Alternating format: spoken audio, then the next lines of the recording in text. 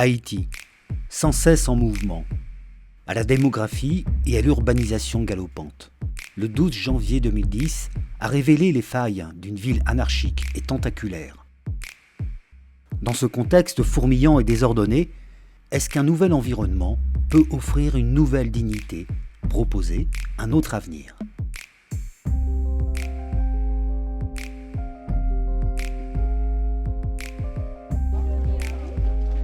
De 2012 à 2017, le programme PARAC de l'Union européenne a appuyé les institutions publiques haïtiennes dans la réhabilitation post-séisme de 10 quartiers vulnérables, 8 dans la capitale et 2 à Petit-Goâve. La particularité du programme PARAC, un petit peu à la différence peut-être d'autres programmes et aussi notre valeur ajoutée, c'est pas seulement un projet de reconstruction de logements après le séisme, mais c'est aussi une approche intégrée, avoir une vision du quartier dans son ensemble, face avec toutes ces difficultés, que ce soit l'accès à l'électricité, la mobilité.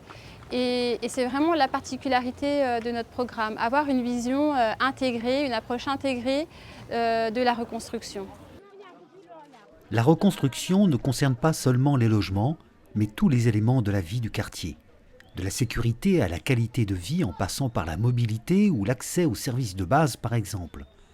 Et pour choisir les secteurs d'intervention les plus urgents, le PARAC a ouvert une large consultation des résidents.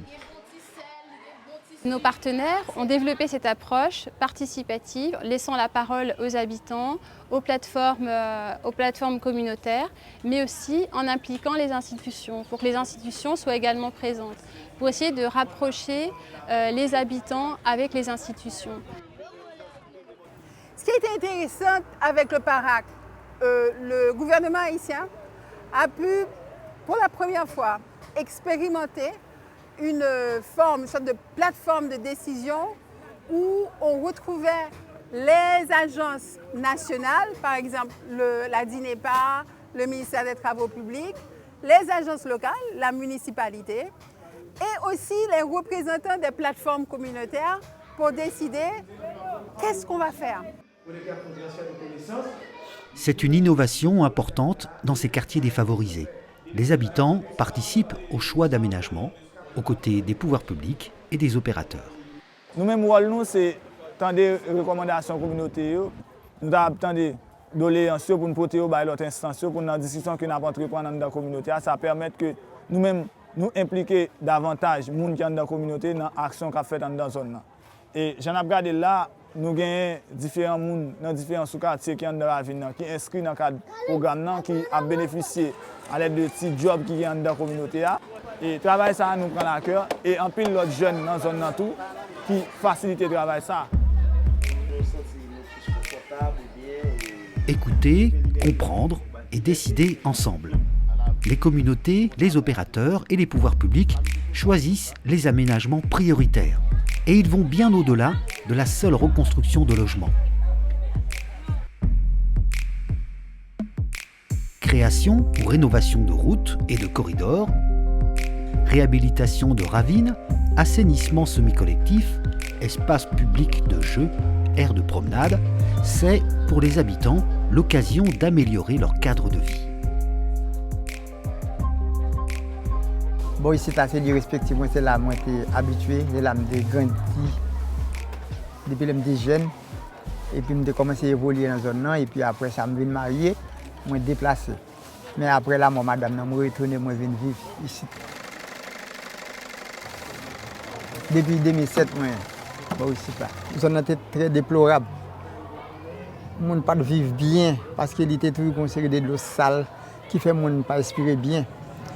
Maintenant, au moment où nous venons passer là, peu à peu, nous commençons le travail. Il y a une amélioration qui est faite parce que les gens viennent sentir plus ou moins à l'aise. Et ils respirent plus bien. Et il y a une série de côtés qui ont de l'eau sale, qui ont de fatra, à l'aide du travail qui est fait là. Fatra vient diminuer et les gens viennent sentir respirer plus bien. Non seulement respirer plus bien, mais ça fait du bien. Nous connaissons nous connaissons sauter code. Les autres qui ont lumière, nous allons jouer les soirs.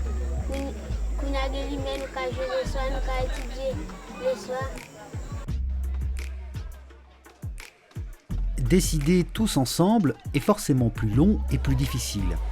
Comment trouver un équilibre entre les contraintes techniques et les désirs des populations ? Chaque projet ouvre une multitude de questions, comme pour la construction de ce stade par exemple. Quelle doit être la superficie de l'aire de jeu ? Faut-il installer des gradins ? Si oui, à quel endroit ?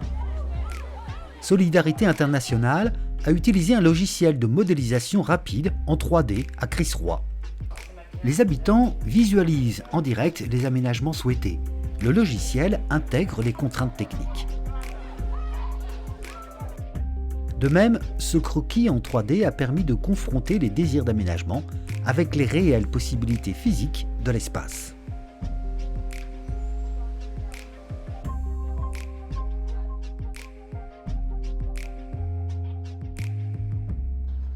Autre innovation, la mise en place de gestions collectives qui prendront le relais de la maintenance des projets après le départ des aménageurs. À Crisroy, les résidents se sont organisés pour gérer un système d'assainissement collectif. Le fait que vous ayez un projet qui pour tout, qui est en commun, donc vous êtes obligé d'entendre pour parler entre eux-mêmes, pour discuter sur l'avenir de ça. Donc c'est ça que fait et Mounio, à part que le travail ça qui fait, qui est bon pour la communauté, mais il rapproche Mounio. Il rapproche Mounio, il a envie de plus serrer entre eux-mêmes.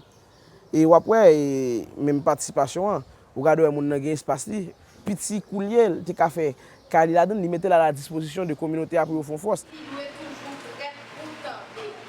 Le comité, ça tout, nous fait des formations pour eux, formations techniques par rapport avec comment il faut savoir construire. Nous faisons formation administrative pour lui, parce qu'il a l'argent qui vient pour acheter matériaux, pour le payer boss. Donc, il faut qu'il y ait une certaine formation. L'appropriation des aménagements par les habitants est une condition essentielle de durabilité. Et leur investissement est aussi un gage de réussite. À Carrefour, les résidents ont opté pour la création d'une voie reliant deux zones séparées du quartier à un axe routier majeur. Une restructuration qui va améliorer la mobilité, désenclaver le quartier et ouvrir un accès au commerce. Mais pour cela, certains habitants ont dû accepter de réduire la superficie de leur maison. Au bord de la route, M. Bernard tient un cinéma communautaire. Perdu dans Kaila, ce n'est pas rien lié du tout.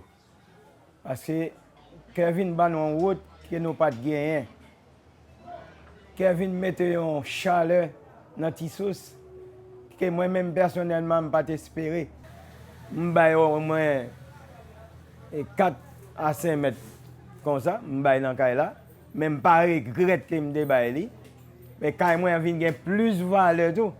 Même si Kaila réduit qu'on y a, même gain plus valeur qu'on y a parce qu'actuellement moi j'étais dans la rue qui propre. Si la pluie a venu, faut travailler paraître encore. Non, de l'eau a pas courir rentrer dans la cour là. Même si m'ta non lieu. Comme si m'ta dans la ville, a pas de blocus la ville, si m'a saute là dans la rue, a pour rentrer là, dans 3 minutes c'est pour me rentrer là.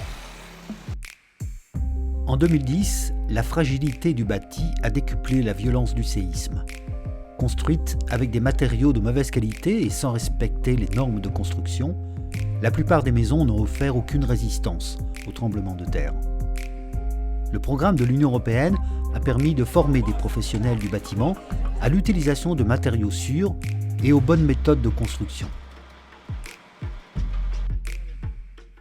La formation certifiante a concerné près de 1300 entrepreneurs, dont 100 femmes. Problématique femme et garçon, il faut que nous évitions. Puisque les filles là, elles travaillent tout. Elles sont capables. Les filles, nous sommes tracteurs loaders, mesdames, et piloter, reconduire. Eh bien, qui ça? Nous sommes obligés d'impliquer les filles dans le travail là. Parce que même tout, il y a des familles, c'est les filles qui sont responsables. Il y a des familles, surtout zone pas nous. En même temps, un important travail de sensibilisation a été réalisé auprès de la population sur la qualité des matériaux et la construction sûre.